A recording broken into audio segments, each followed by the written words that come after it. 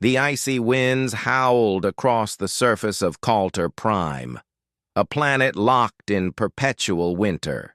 Commander Jaxon Reid gritted his teeth as his shuttle spiraled out of control, alarms blaring and lights flickering. The manual flight stick trembled violently in his hands as he tried to regain control. "Hold together, damn it!" he shouted. Outside, everything was a blur of white, jagged rocks, alien trees like frozen claws.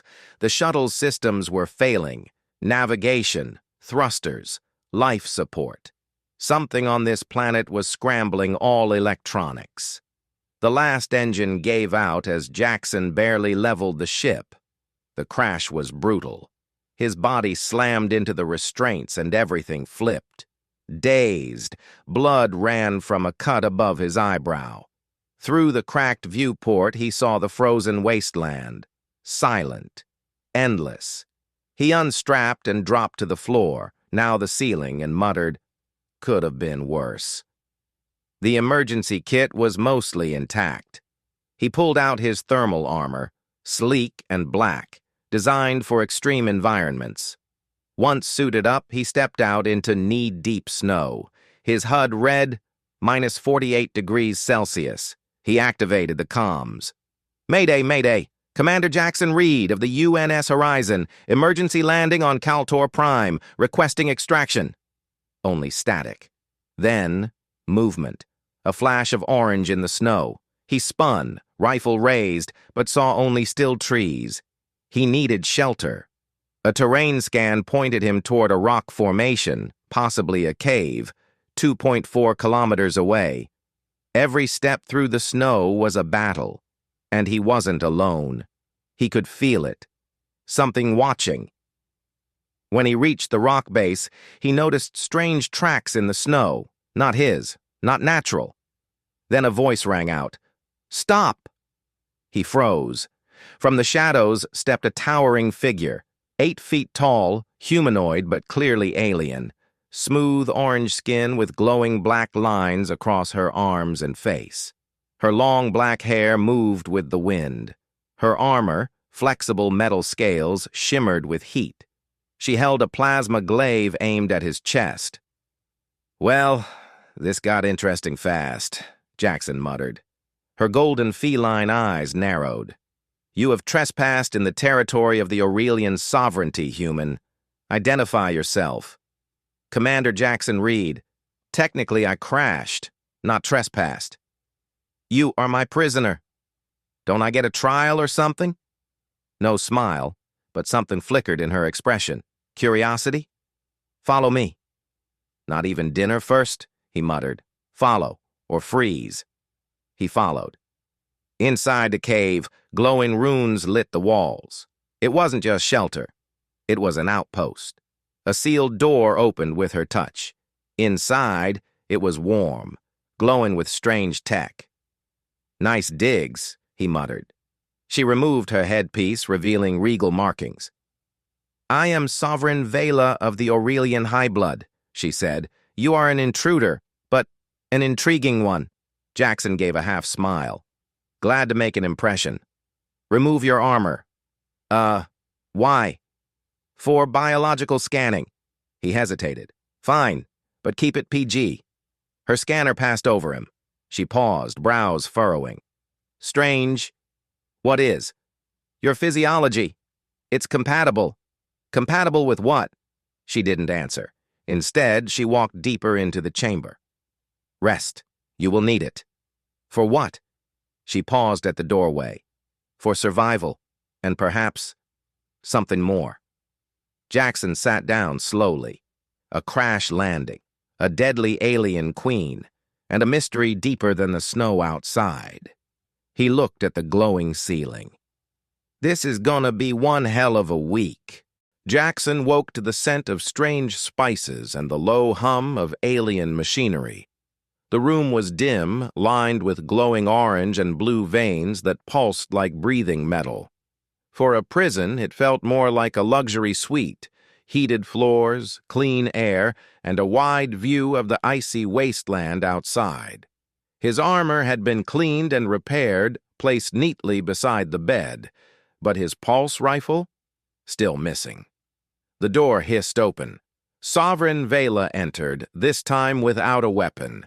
Her tall form glided into the room, her eyes sharp as ever. "You slept well," she said. "Like a rock," Jaxon replied, sitting up. "Though I prefer five-star hotels without the threat of death." "You confuse me, human," she said, stepping closer.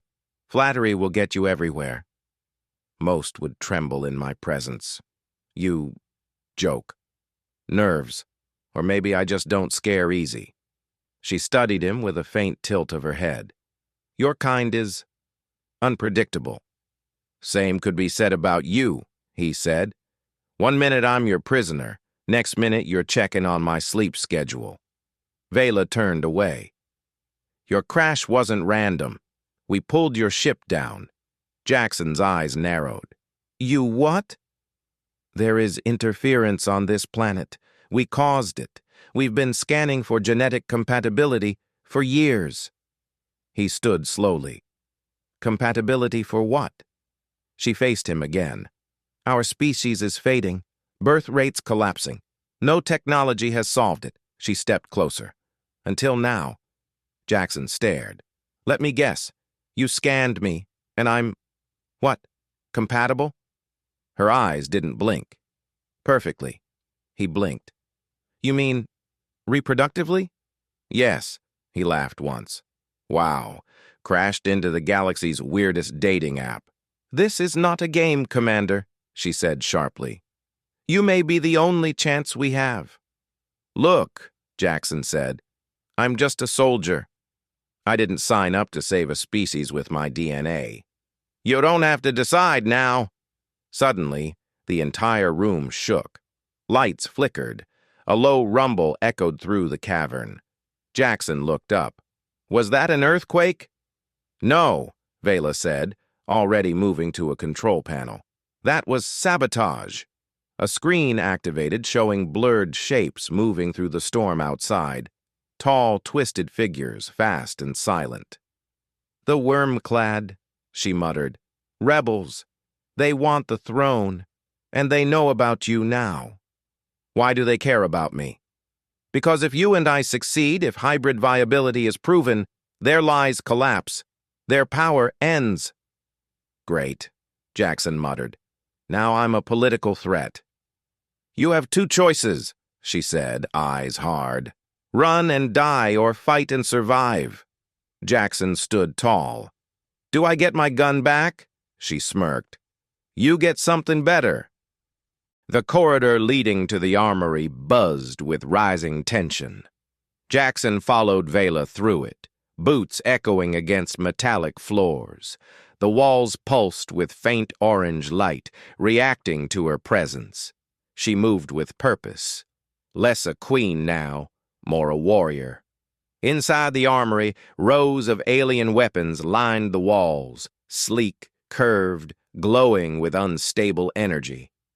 Veyla handed Jaxon a double-barreled plasma rifle, its weight surprisingly balanced.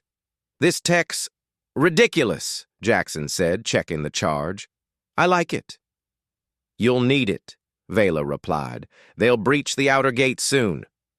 They suited up in silence. Jaxon's armor was reinforced with Aurelian alloys, lighter, stronger, more responsive. His HUD flickered to life, synced with Veyla's. She looked at him. "You're still afraid?" "Of getting shot?" "No," he said. "Of what comes next?" "Maybe." Veyla nodded slowly. "Good. Only fools aren't afraid before war." Suddenly, the ceiling rumbled. Dust rained down. The gate was under attack. Outside, the storm howled louder, as if nature itself was reacting to what approached. Jaxon and Veyla moved toward the front defense line, an arched structure reinforced with alien tech, shielded and humming with defensive power. Through the viewport, the worm-clad came into view. Twisted humanoids in corrupted armor, wielding jagged weapons, eyes glowing blue with stolen tech. They advanced without fear, howling through the storm. Charming crowd, Jaxon muttered. The first explosion hit the outer gate. Energy shields rippled. The structure groaned. Veyla turned to him, face calm. No more running. Fight beside me. Jaxon's grip tightened on the rifle. Let's make it count. The gates burst open. Blaster fire lit the snow. Jaxon moved with trained precision, firing, ducking, reloading. Veyla fought like a storm, her plasma glaive spinning in arcs of molten light. Side by side, they held the line, pushing back wave after wave. Jaxon's HUD pinged, 3 hostiles flanking. "I've got left!" he shouted. Veyla leapt into the air, her glaive slicing through 2 enemies mid-lunge. "I'll handle right." An explosion sent Jaxon flying. He crashed into a wall, vision blurring. The world tilted, but he stood again. The crystal embedded in his chest plate, Veyla's technology, glowed faintly. And he kept going. Hours passed like minutes. By the time the last rebel fell, smoke curled through the icy wind. The snow was red and scorched. Jaxon leaned against the wall, panting. "I've had worse first dates." Veyla didn't smile, but her gaze had changed. Softer, curious. "You fought well," she said.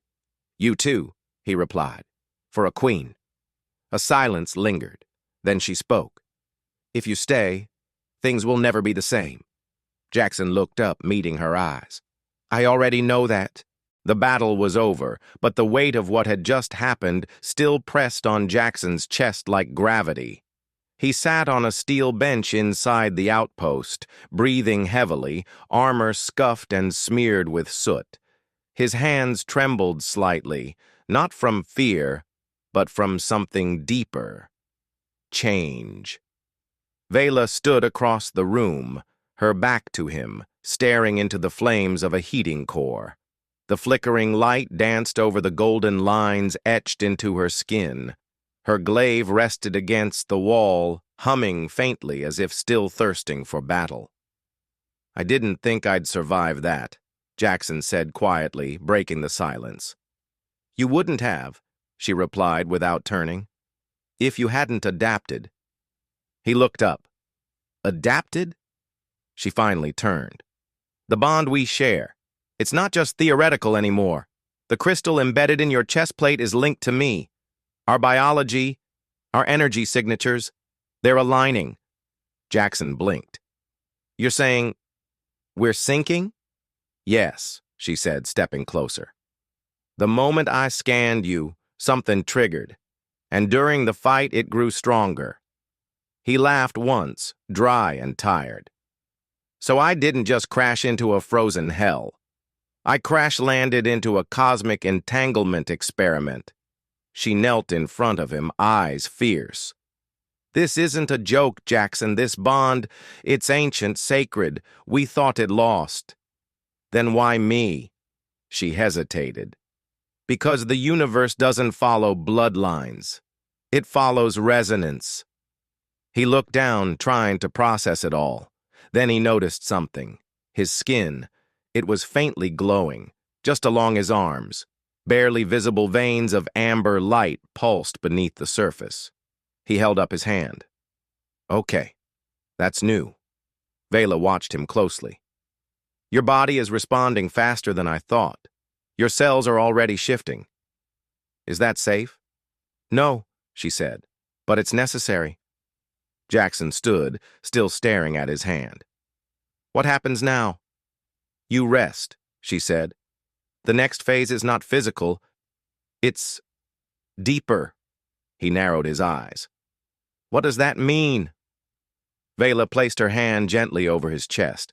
The crystal embedded in his armor glowed brighter, and a pulse of energy surged through him, not painful, but powerful.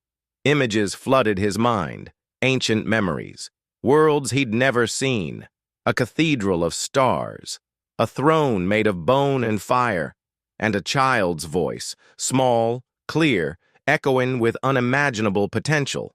He staggered back, gasping. "What the hell was that?" "A glimpse," she said. Of what could be.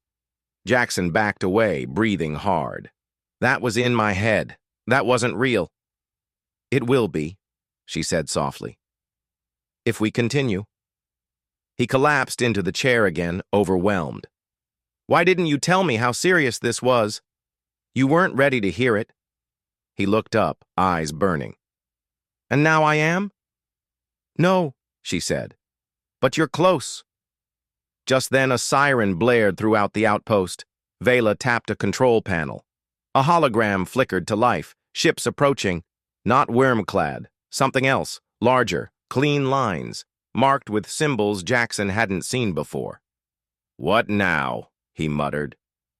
The High Council, she said, her voice suddenly cold. They're coming for judgment. Jaxon rose to his feet. For me? No, Veyla replied. For us. He followed her toward the central chamber. Outside, the sky had turned gold. The skies above Kaltor Prime glowed with unnatural brilliance as the council ships broke atmosphere. Unlike the jagged warcraft of the Wormclad, these vessels were graceful. Ivory hulls adorned with golden glyphs that pulsed like breathing veins. They hovered above the icy ground, casting shimmering shadows over the snow. Inside the Aurelian outpost, Sovereign Veyla stood tall in the ceremonial chamber, draped in a dark cloak of woven heat fibers. She was no longer just a commander or warrior. She looked every bit the monarch, her posture carved from duty and defiance. At her side stood Jaxon, armored but uneasy. His skin still glowed faintly, the lines along his arms now steady and alive. What exactly are we dealing with? Jaxon asked under his breath. Veyla didn't look at him. The Prime Genetic Council. They rule by bloodline law. What we've done, what we've begun, it violates everything they stand for. Jaxon frowned. We haven't even done anything yet. You exist, she said simply. That's enough. The chamber doors hissed open. A delegation of 6 counselors entered, tall and expressionless, their skin like marble, their eyes cold as the Kaltorian storm. In the center stood Counselor Threx, elder and brutal, skin ashen black and lined with living circuitry. His voice echoed without amplification. Sovereign Veyla, you have betrayed the order. Veyla stepped forward. I have done what you would not. Act. Our species is dying, and you drown in ceremony. You've corrupted the bloodline. No, she said, with steel in her tone. I've saved it. Threx turned his gaze to Jaxon. Human, what is your purpose here? Jaxon met his stare, unflinching. Surviving a crash, waking up in a science fiction fever dream, trying not to die. Take your pick. A murmur passed among the counselors. Threx ignored it. You will submit to extraction and genetic cleansing. We will preserve your influence in vaults. But you will not continue. No, Veyla said. He stays. The child will be born. Jaxon blinked. Wait, child? Threx's expression darkened. It has already begun? Veyla didn't flinch. Yes. Gasps from the counselors. Shock rippled through the room like a pulse. You defile us, Threx whispered. This hybrid must not survive. Jaxon stepped forward. Say that again. You are contamination, a parasite riding the womb of our sovereign. You represent chaos. Jackson's fist clenched, but Veyla raised a hand to stop him. You speak of chaos like it's an enemy, she said, but chaos is how stars are born. You will not convince us, Threx growled. We demand obedience, or we take it by force. The room dimmed. A new light sparked behind Veyla, soft, flickering. She turned slowly, her hand brushing over her stomach. Jaxon felt it before he saw it. A pulse. Faint, yet vast, like a heartbeat shaking the edges of reality. Veyla's skin shimmered. The runes on the chamber walls began to glow. "She hears you," Veyla whispered. Threx staggered, as if struck by something invisible. "She?" Jaxon repeated. Veyla nodded. "The child. Our daughter. She's aware." One of the other counselors, an older female, stepped forward, visibly shaken. "This is impossible. The resonance field. She's projecting into us." "She's rewriting us," another whispered. "Panic now." Threx slammed a staff into the floor. "Enough! This is an abomination! We must purge it now!" Jaxon's hand went to his rifle, but Veyla raised her voice, calm and unshaken. "If you try, I will burn this chamber and every throne tied to it." Energy radiated from her body. The chamber shook. Threx sneered. "You've chosen death." "No," she said. "I've chosen life." The council turned and left in silence, Threx fuming, the others unsure. As the doors closed, Jaxon exhaled. "That was intense." Veyla touched her abdomen. "She's growing faster, stronger. She's not waiting." Jaxon stepped beside her. "Then we protect her, whatever it takes." She looked at him, tired but burning with conviction. "Then we start preparing." The snow outside the outpost melted in rings, as if something beneath the surface had begun to breathe. The air shimmered with residual energy from Veyla's outburst. It wasn't just a show of force. It had been a warning, and that warning didn't stay on Kaltor Prime. Across deep space, silent probes detected the spike. Satellite arrays recorded an impossible frequency. Energy signatures that didn't match any known Aurelian or human technology pulsed outward like ripples from a pebble dropped in a galactic pond. But it wasn't random. It was a signal. Back on Kaltor Prime, inside a heavily shielded chamber below the outpost, Jaxon watched the diagnostic readouts flicker in disbelief. Beside him stood Dr. Reva, the outpost's only xenobiologist, a hybrid herself, part human, part cybernetic, her left eye constantly updating with data. "This can't be right," she muttered. "The fetus is generating harmonic fields." "In English?" Jaxon asked. "She's speaking, not with language but with resonance. She's communicating outward." Jaxon leaned forward. "To who?" Reva looked at him, dead serious. "Anyone who can hear." In the adjacent chamber, Veyla lay reclined against a biobed. Her skin had turned radiant, almost translucent. The veins beneath glowed in shades of copper and starlight. And her pulse? It wasn't alone anymore. The child inside her, Alara, beat in tandem with her. But not passively. She was pushing energy outward, shaping it. "She's not just growing," Veyla whispered. "She's reaching." "To who?" Jaxon asked as he entered. Veyla turned her head, sweat on her brow. "To everything, everyone." The outpost's long-range sensors began to chime. Unidentified ships appearing across the sector, not hostile, not armed, just watching. "This is drawing attention," Reva said, checking the monitors. "And not just from allies." Above them, in the orbit of Kaltor Prime, Counselor Threx's fleet regrouped. Unlike before, they didn't fire. They waited, calculated, scanned. But Threx wasn't idle. In his war chamber, surrounded by fanatics, he gave a new order. "Call the Helix." Gasps followed.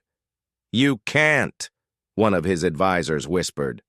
"They're outlaws, unbound from council law." "That child is a fracture point," Threx growled.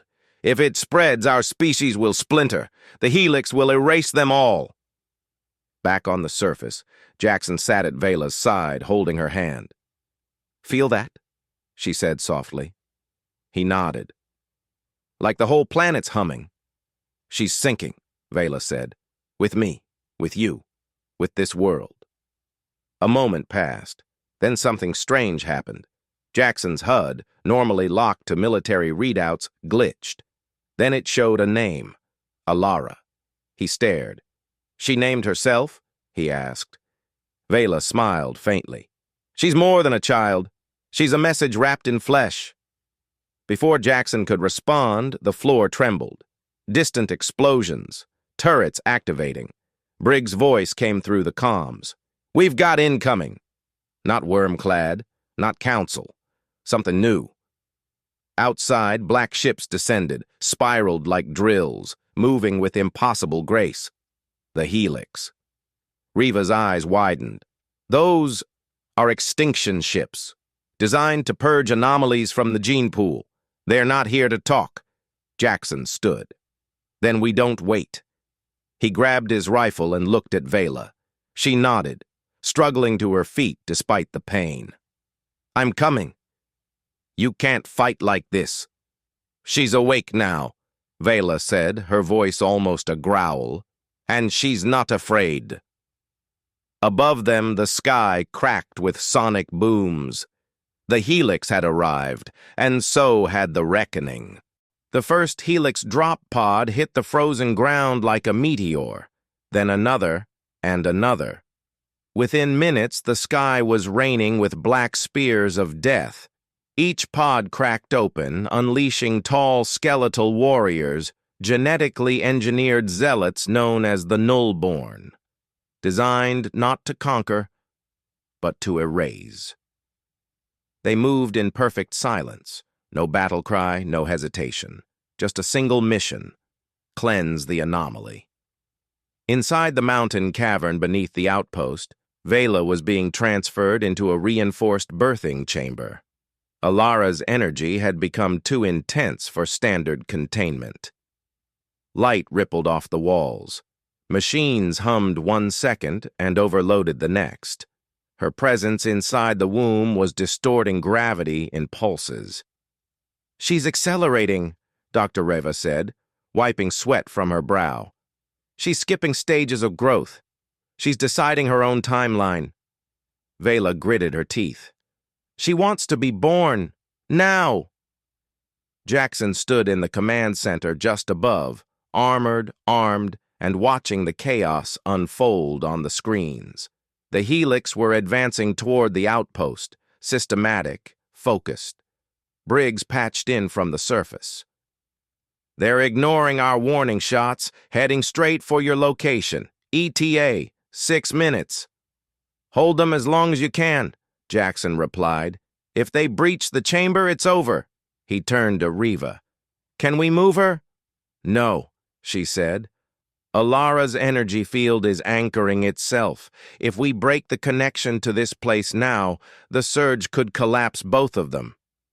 So we fight, Jaxon muttered, until there's nothing left to fight with.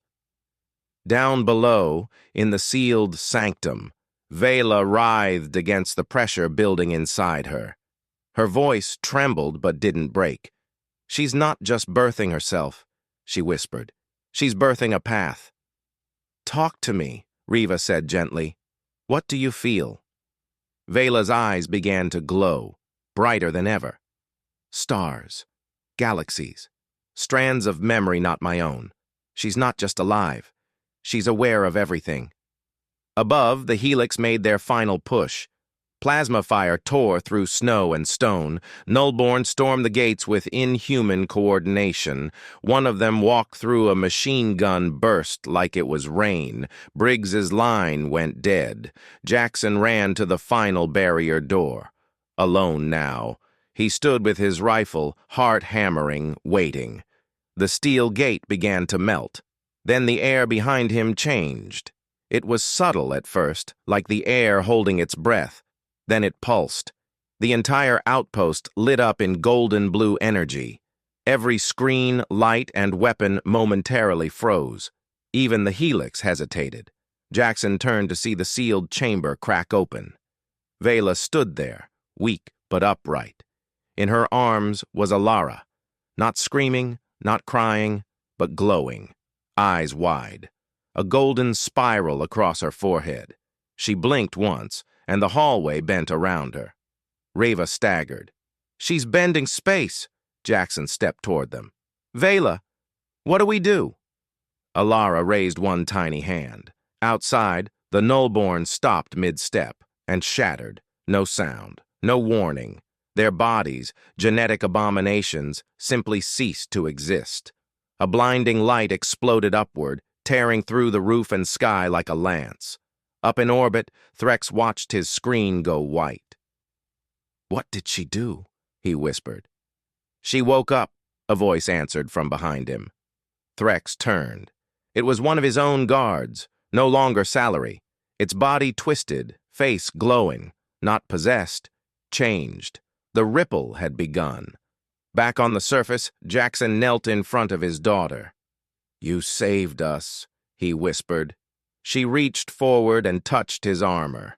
And with that, the entire colony's energy grid rebooted in seconds. AI cores came online. Shields regenerated. Alara had touched the system and made it hers.